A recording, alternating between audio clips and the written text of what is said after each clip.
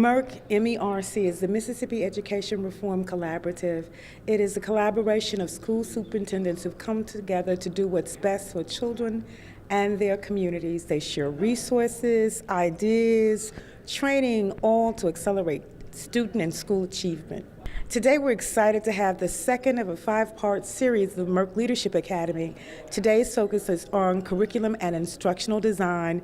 The featured speaker is Dr. Robert Marzano, an internationally renowned education reform expert. He's coming to share his wisdom around what's required to have high reliability schools. We know what to do to make schools better, we really do. We've had decades, I'd say 5-6 decades of research basically, looping back and saying the same thing. We know the variables to work on. It's just implementing those.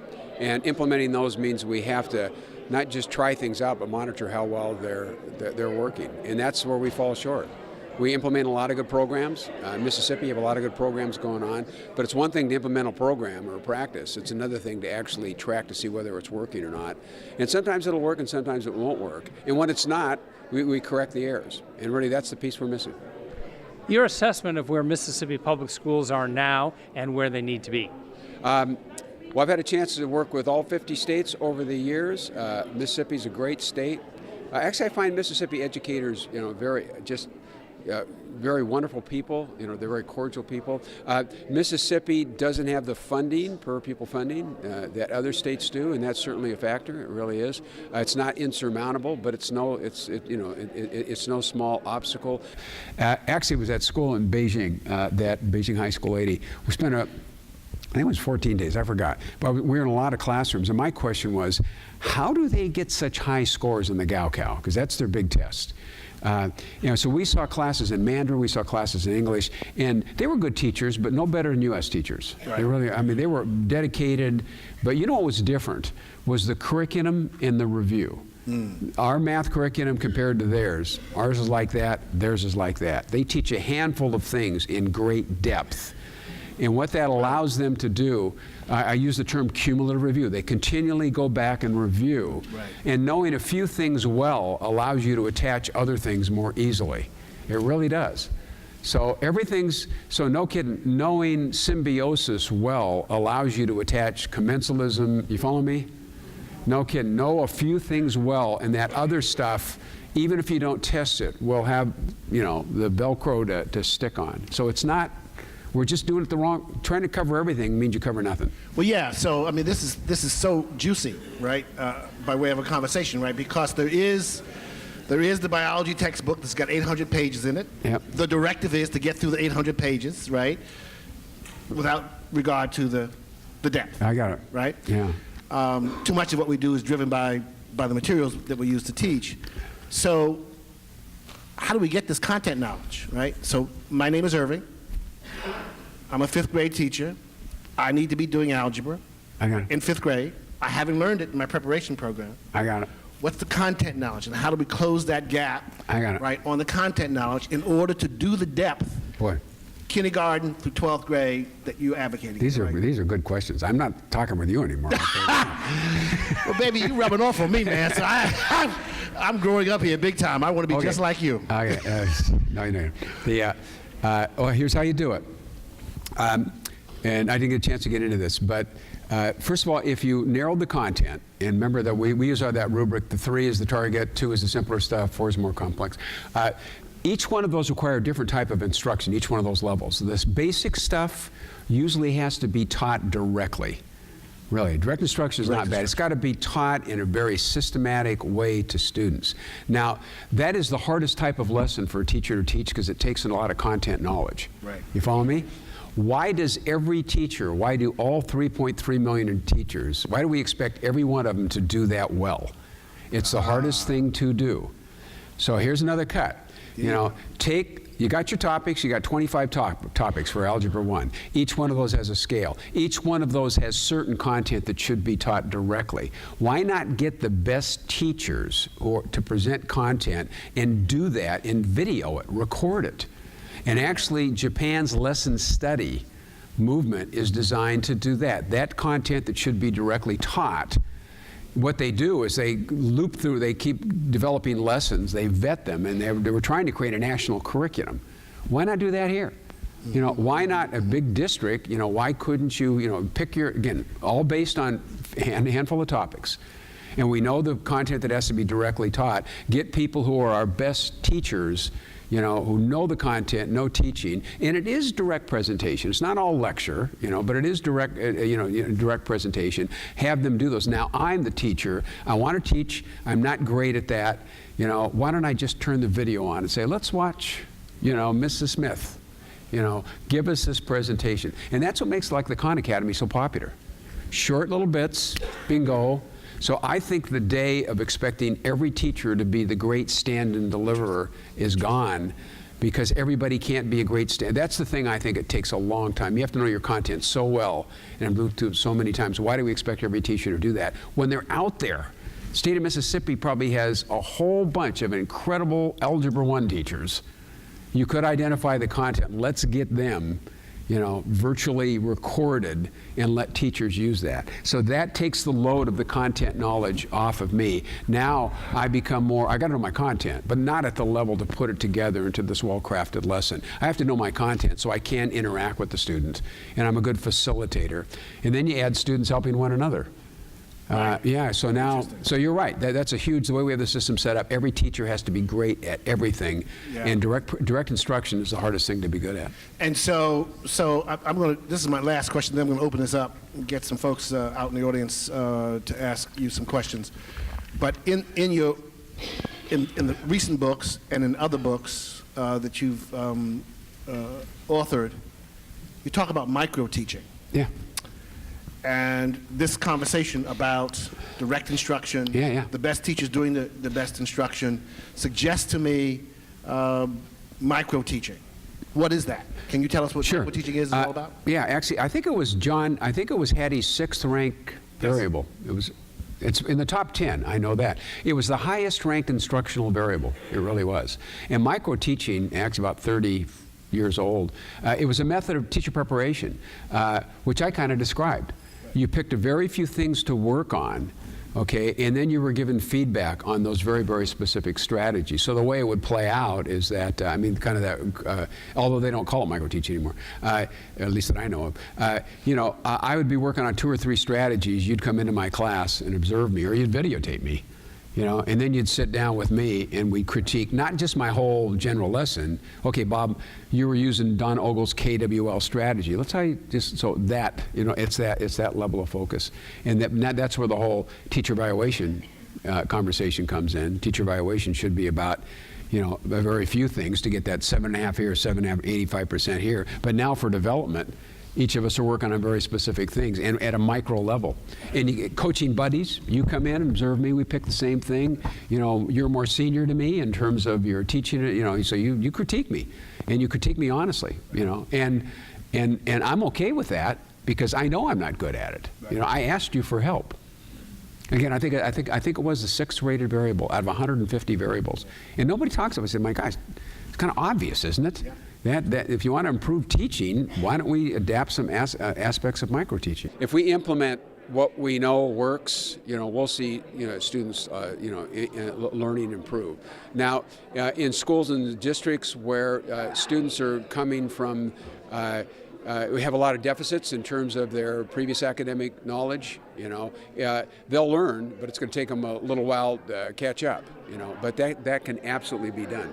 I'll go back to the Mississippi educator. Mississippi educators they're passionate people, and so for Mississippi, particularly in some areas, you know, where there aren't a lot of external resources, if they take on the type of school reform we know that works, they'd be a model for the rest of the country. I think the country's suffering from this notion that, well, you know, there are things that are insurmountable here. You know, there are some students that we're just not going to be able to get to. That's absolutely not true. Give us your assessment of the American education system compared, for instance, to the education system in China. Well, I've traveled a little bit. I've worked in about 15 to 20 different countries. I'm no expert in that, but I certainly have opinions. Us versus other countries.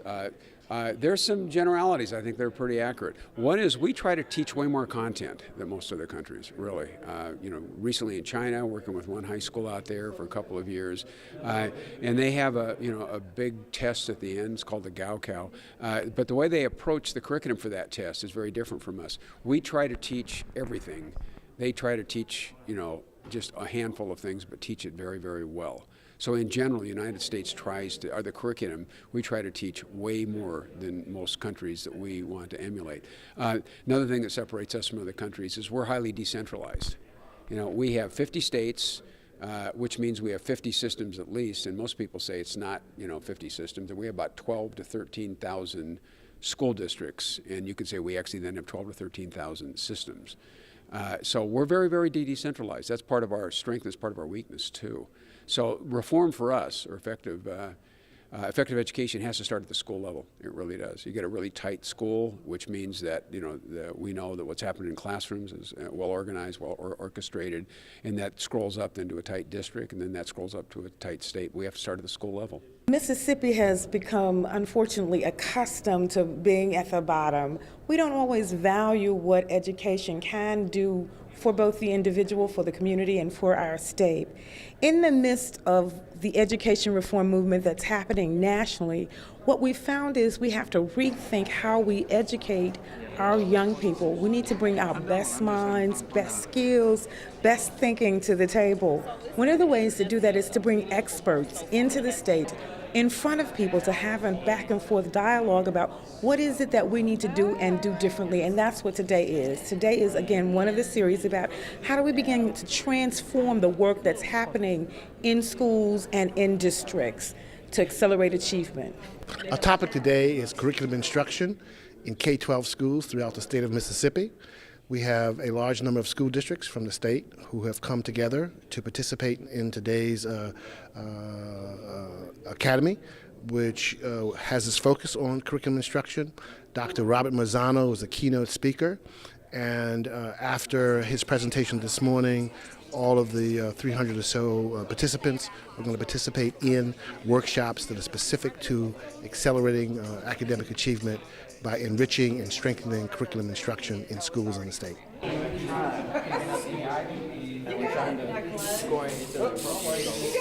got it. Come on, big, come on. Our workshop today is being hosted by the Jackson Public Schools Career Development Center Engineering 2 students. The workshop will teach administrators how to incorporate STEAM, which stands for Science, Technology, Engineering, Arts, and Mathematics, into their coursework at their schools. The second-year engineering students at the Jackson Public Schools Career Development Center have an opportunity to travel to Nissan once a month to train in programming robots. Once the students complete the training, they have an opportunity to compete for scholarships as well as money for their school. And once they complete the program as well, they can walk away with a certification. What kind of response have you seen from the students?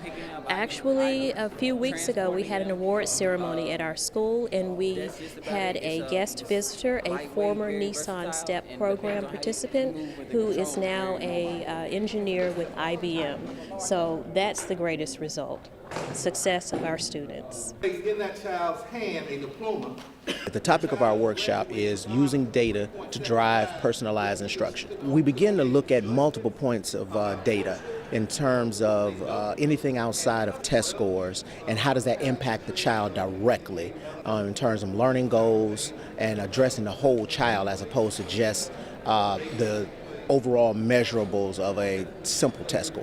What kind of results have you seen from the students? Students have been able to take ownership of their learning. They can tell you what they're learning, how far they've come, and where they need to go, which means they're more motivated to work harder and to work independently in terms of becoming better scholars as opposed to just sitting in a classroom for 9 to 10 months out the year.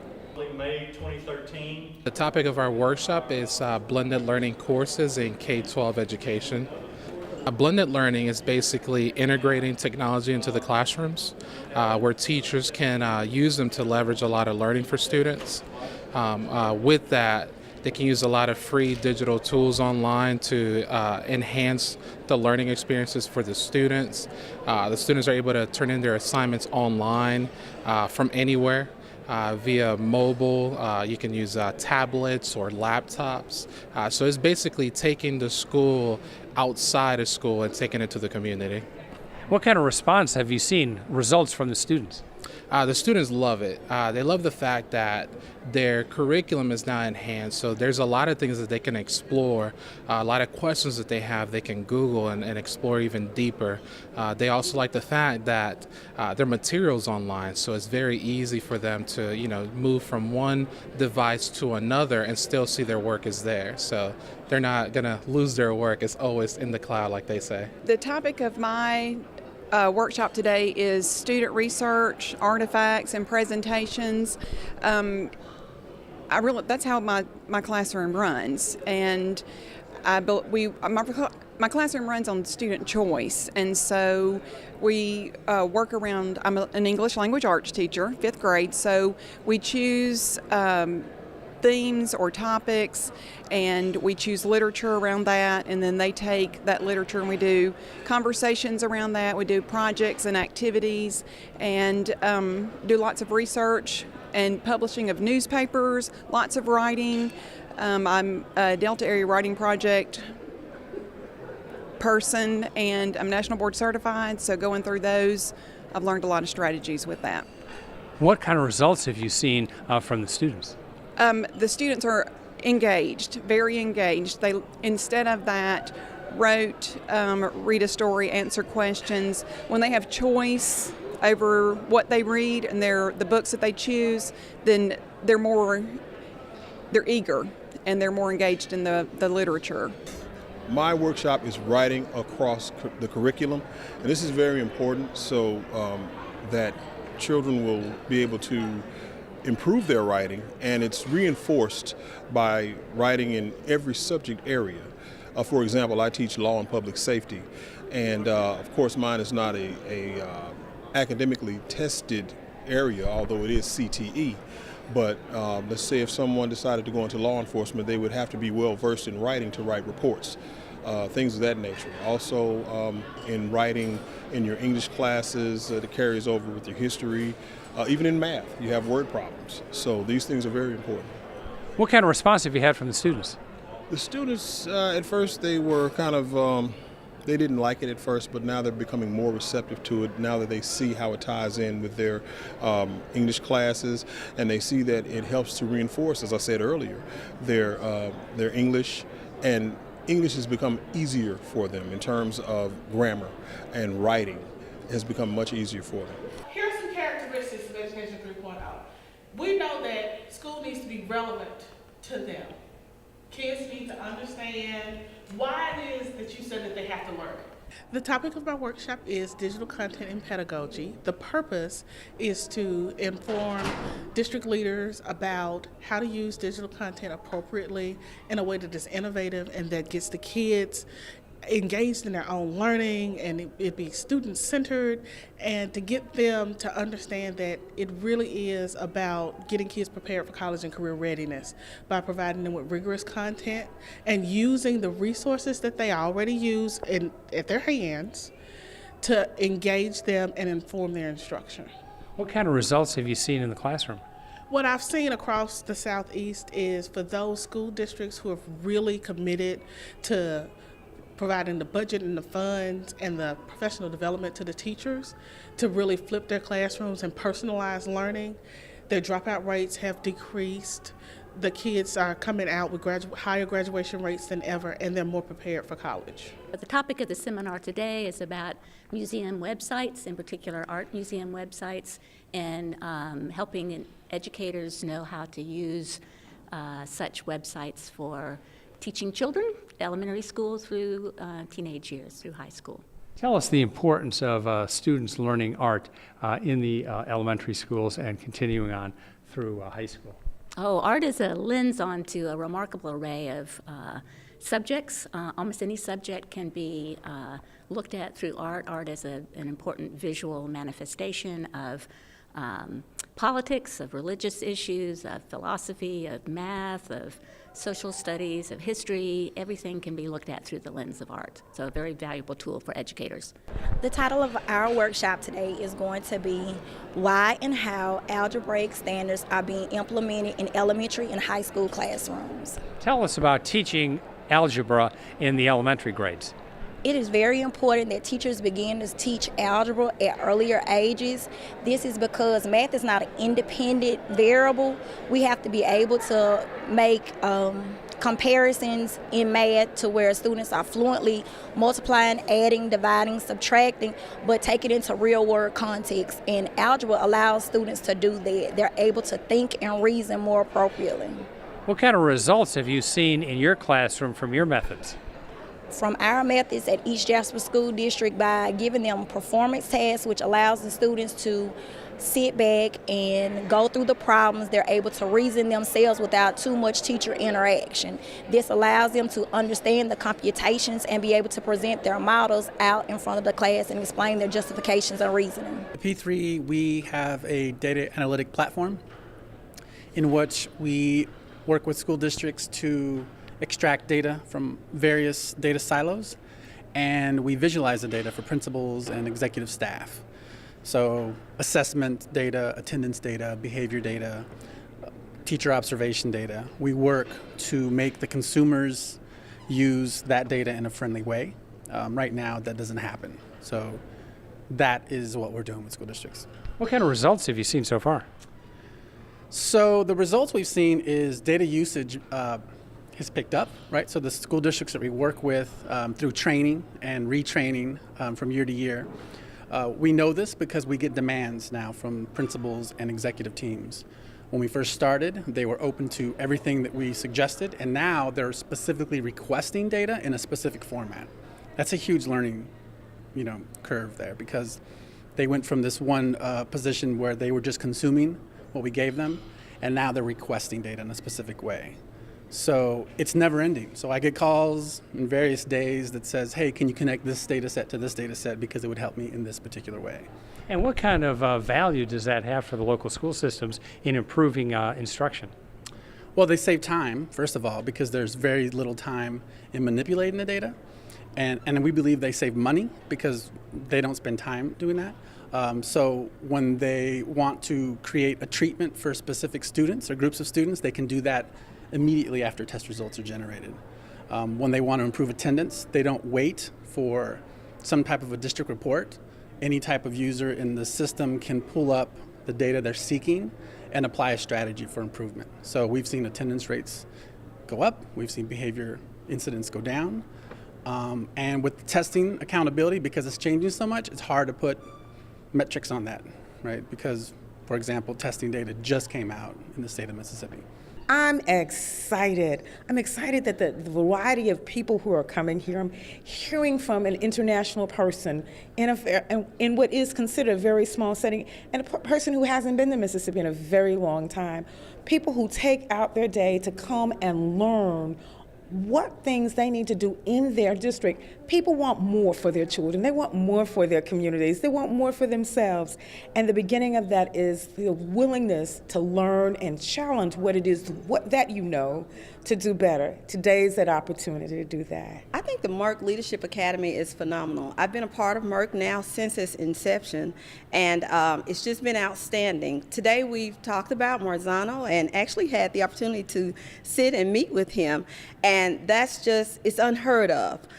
Really on a number of levels. It's almost like being a kid and listening to all of the Michael Jackson tapes and going to the concert, but then having an opportunity to stand in line and get that autograph and get that picture. That's what it was like for us. To have Marzano here with us today and for him to talk with us about curriculum and instruction, assessing more and testing less, vocabulary, and just giving us strategies that we could take back to our school district and use real time right now with our students to make a difference. It's very, very important. The MERC Academy is very valuable because it allows educators to come together across the state of Mississippi and discuss ideas that are plaguing many of our districts. We get to share, we get to learn, we get to laugh, and we get to prosper as a group as opposed to in our isolated districts. MERC Leadership Academy for me has really taught me there's so many factors that are important to create an effective school, an effective district, and you really can't have that without colleagues that will collaborate with you, share best practices with you, and you can put a price on that. It's been amazing. I've really enjoyed the opening session with Dr. Marzano. It's almost overwhelming. There's so much, but it excites. It's very exciting. The value of the MERC Leadership Academy is very high because it helps us to come together and bounce ideas off of each other and just sit at a round table and get to learn more about what other districts are doing, what other administrators are doing, and then they bring in some really nice guest speakers as well. It's valuable because what MERC has done is they're bringing thought leaders from nationwide around the country into Mississippi, where they may not get the opportunity, teachers may not get the opportunity to leave their classrooms, or school administrators may not get the opportunity to leave their buildings. So by bringing the thought leaders to them, it's more customizable, more personable, and it gives them the ability to talk one-on-one about what's going on in the state of Mississippi and how the thought leader can help them tease out what can they do better, how might they change. Innovative practices, what they're seeing across the nation. And that's an opportunity that a lot of school administrators don't get. So that's a super benefit for MERC. This is my third MERC Leadership Academy, and I've learned the value of integrating lessons with teaching, as well as integrating writing across the curriculum, because it's very, very important that our students are able to communicate through writing as well as spoken word. I think it's a remarkable opportunity for educators to be able to come together and find out about new topics that they can use in the classroom, talk to each other about possibilities. Good chance to get together and learn about new possibilities.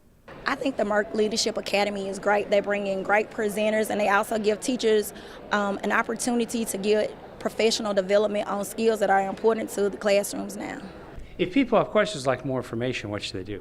Absolutely. Log into the P3 Strategies website. That's www.p3strategies.net.